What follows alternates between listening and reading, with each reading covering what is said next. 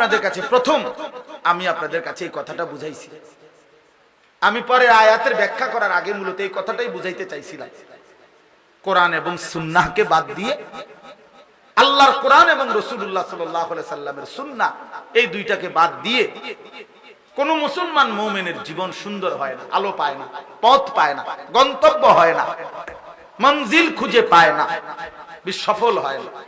এই জন্য আপনাদের কাছে আমি অনুরোধ করলাম, দয়া করে প্রত্যেকে, জওয়ান বুড়া, আবারও অনুরোধ করছি, আল্লাহর কোরআন এবং রাসূলুল্লাহ সাল্লাল্লাহু আলাইহি সাল্লামের সুন্নাহর দিকে আপনাকেও ফিরিয়ে আনেন, আপনার পরিবারকেও ফিরিয়ে আনার চেষ্টা করেন।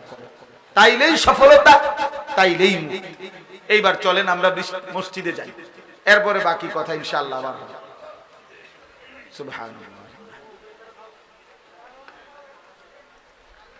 তোমরা কি করবে আবার?